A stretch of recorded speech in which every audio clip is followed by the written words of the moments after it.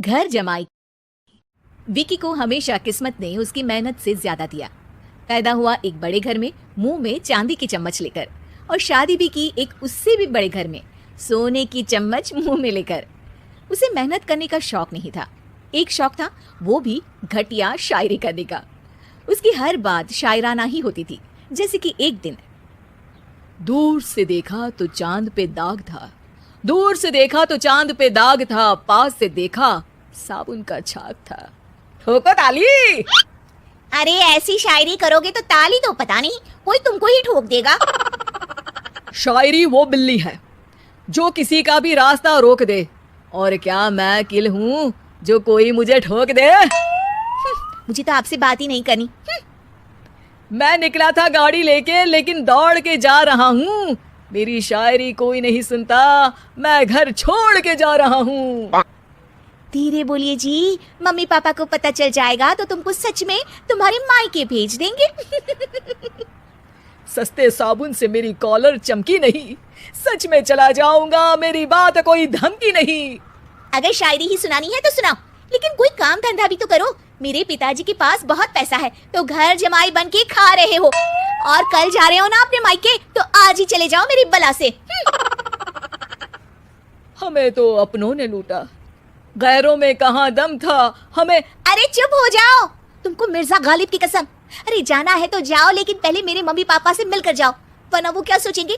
लेकिन विकी अकेले ही अपनी कार लेकर अपने मायके यानी कि अपने खुद के घर पहुंच जाता है।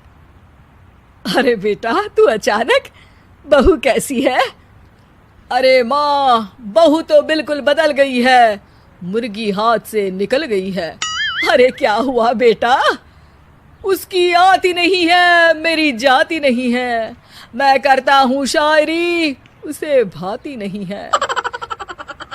मेरे पास उसका फोन आया था बेटा, सही कह रही है वो, तुमको काम करना चाहिए तभी तो इज्जत मिलेगी। घर जमाई बनके सास ससुर के पैसों पर कब तक ऐश उड़ाते रहोगे? मेरी जिंदगी में हर तरफ से उंगली हो रही है, फोन पर मेरी चुगली हो रही है। अरे चुगली नहीं कर रही थी बहू, वो तेरा भला चाहती है बेटा।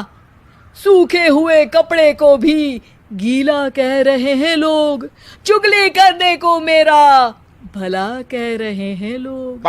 ठोको ताली। ये सुन के माँ अपने हाथ से अपना सर पीट लेती है। अरे माँ, ताली की जगह माथा क्यों ठोक रही हो?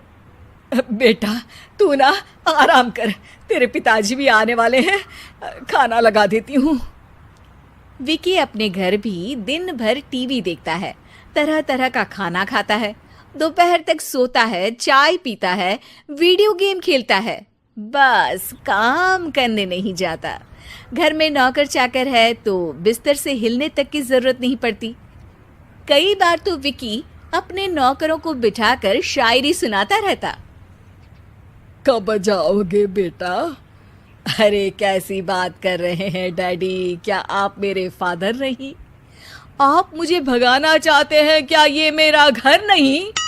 अरे नहीं बेटा, तुम्हारा ही घर है, हम तो चाहते थे कि तुम यहीं रहो और मेरा काम आगे बढ़ाओ, लेकिन तुम ही चले गए घर जमाई बनने। अरे मेहनत तो गधे भी करते हैं, मैं अच्छी किस्मत लेके पैदा हुआ हूँ, मैं घर जमाई हूँ, ससुराल का फूल गेंदा हुआ हूँ। ठोको ताली। पिताजी और माँ सच में ताली बजा देते हैं। ऐसा पहली बार होता है जब विकी की शायरी पर किसी ने ताली बजाई हो। अरे आप लोग सच में ताली बजा रहे हैं? हाँ हाँ बेटा, तुम्हारे ससुर का फोन आया था, बोला जब तक घर जमाई जी कोई काम ना करने लगे हमारे यहाँ मत भेजना। अब तू तो काम करने से रहा और तुझे रहना भी है हमारे घर में ही, करेगा भी शायरी ही, और बार बार ठोको ताली बोलेगा तो आदत डाल ही लेते हैं ताली ठोकने की। विकी उसी वक्त खड़ा होता है और बहुत गुस्से में सीधे ससुराल के लिए निकल जाता है। फिर से आ गए? लेकिन सुमन को देखते ही विकी पिघल जाता है।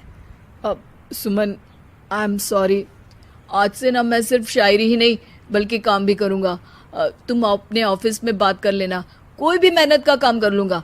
मैं घर जमाए बन के रहूँगा लेकिन काम करूँगा और इज्जत से रहूँगा।